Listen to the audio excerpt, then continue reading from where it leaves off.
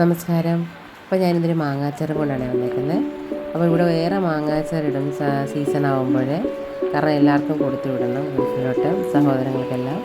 അതുകൊണ്ട് മാങ്ങ അരിഞ്ഞിട്ട് അരിഞ്ഞുകൊണ്ടിരിക്കുന്നേ ഉള്ളൂ, അത് തീർന്നില്ല. അപ്പോൾ കഴുകി വെച്ചേക്കുമായിരുന്നു. അത് വലിയ പാത്രത്തിലാണ് ഇടുന്നത്. അതിന് പല ട്രിപ്പായിട്ട് ഇട്ട് വെക്കുക, ഒരുമിച്ചിട്ട് വെക്കത്തില്ല, കുറച്ചിടും പിന്നെ അത് കഴിഞ്ഞ് പിന്നിടും, അങ്ങനെ. അപ്പോൾ കായവും ഉപ്പും ചേർക്കുവാണ്. കായം നമ്മൾ പൊടിയല്ല, പൊടിക്ക് എത്ര വലിയ രുചി കുറവാണ്. കഷ്ണമായിട്ടുള്ള കായമാണ് ഇടുന്നത്. നമുക്ക് കുറച്ചിട്ടാൽ നല്ല ടേസ്റ്റ്, കൂടുതൽ ടേസ്റ്റ് കിട്ടുന്നുണ്ട്. അപ്പോൾ കായവും ഉപ്പും ചേർത്ത് പുരട്ടി വെക്കും മാങ്ങ അരിഞ്ഞിട്ട്. അന്ന് തന്നെ അച്ചാറും കിടത്തില്ല. തലേ ദിവസം, അതായത് അരിയുന്നതെന്ന് നമ്മൾ ഉപ്പും കായവും പുരട്ടി ഇളക്കി വെക്കും. പിറ്റേ ദിവസമാണ് പിന്നെ ബാക്കി പൊടികളെല്ലാം ചേർത്ത് അച്ചാറാക്കുന്നത്. അന്നേരത്തേക്ക് മാങ്ങയിലോട്ട് ഉപ്പെല്ലാം പിടിച്ച് നല്ലപോലെ വെള്ളമൊക്കെ ഇറങ്ങി, നോക്കിക്കണ്ടോ മാങ്ങയിൽ നിന്ന് വെള്ളമെല്ലാം ഇറങ്ങിയിട്ടുണ്ടോ. ഇത് എത്ര നേരം കൂടുതൽ വെക്കുന്നു അത്രയും വെള്ളം ഇതിൽ നിന്ന് ഇറങ്ങും. അതിനുവേണ്ടി നമ്മൾ നേരത്തെ കുറച്ചുകൂടെ സമയം കഴിഞ്ഞപ്പോൾ കണ്ടോ മാങ്ങയുടെ കളറൊക്കെ മാറി വേറൊരു കളറായി. വെള്ളം ഇറങ്ങിയിരിക്കുന്നുണ്ടോ മാങ്ങയിൽ നിന്ന് ഒരുപാട് വെള്ളം ഇറങ്ങിയിട്ടുണ്ട്. അപ്പോൾ നമുക്ക് അച്ചാറിന് പ്രത്യേകിച്ച് വെള്ളം ചേർക്കുകയൊന്നും വേണ്ട, ഇതിനകത്ത് തന്നെയുണ്ട് വെള്ളം. അതിനാണ് ഉപ്പ്. ഇപ്പം മാങ്ങയുടെ കഷ്ണങ്ങളെല്ലാം നല്ലപോലെ ഉപ്പും കായവും പിടിച്ചിട്ടുണ്ട്. പിന്നെ കുറവുണ്ടെങ്കിൽ മാത്രം ഇനിയും ചേർത്താൽ മതി ഉപ്പും കായവും. അപ്പം ഇപ്പം നല്ലവണ്ണം വെള്ളവും ഇറങ്ങി, അച്ചാറിന് നല്ല ചാറായിട്ടുണ്ട്, ഉപ്പും പിടിച്ചിട്ടുണ്ട്, കായവും പിടിച്ചിട്ടുണ്ട്. ഇനി നമുക്ക് വേണ്ട പൊടികളൊക്കെയാണ് ഇനി അതിലേക്ക് ചേർക്കാനുള്ളത്. ഇതുപോലെ പല ട്രിപ്പായിട്ട് ഞങ്ങൾ അച്ചാറിട്ട് വെക്കും.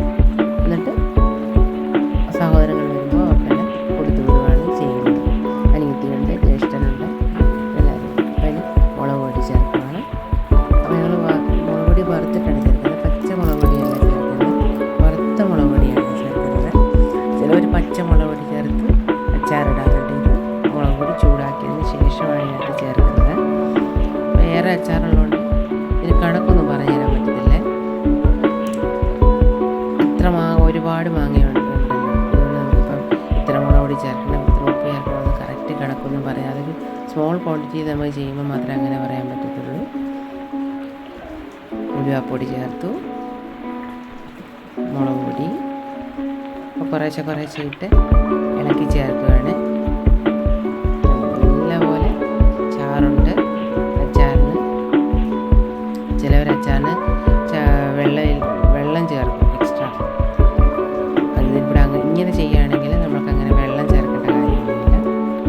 അപ്പോൾ കായം ചേർത്തപ്പോൾ കുറച്ച് കുറവുണ്ട്, അതുകൊണ്ടാണ് കായപ്പൊടി ചേർക്കുന്നത്. ഇനി അപ്പോൾ കായം ഇനി കഷ്ണക്കായം ഇട്ട് കഴിഞ്ഞാൽ അതും വീണ്ടും അലിഞ്ഞ് ചേരാൻ ഒരുപാട് സമയം എടുക്കുമല്ലോ.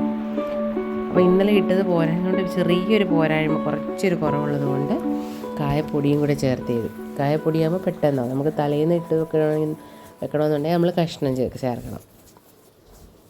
അപ്പോൾ കുറച്ച് ഉപ്പിൻ്റെയും കൂടെ ആവശ്യമുണ്ടായിരുന്നു. ഇന്നലത്തെ ഉപ്പ് മാത്രം പോരായിരുന്നു, അപ്പോൾ കുറച്ച് ഉപ്പും കൂടെ ചേർത്തു.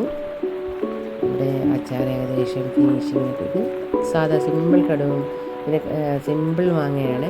അത് കടുവ് വറുത്ത് ചേർത്ത് കഴിഞ്ഞാൽ ഇതിനെ കടുവ് മാങ്ങ എന്ന് പറയും. സിമ്പിൾ മാങ്ങ അച്ചാറാണ്, പെട്ടെന്ന് തയ്യാറാക്കാം.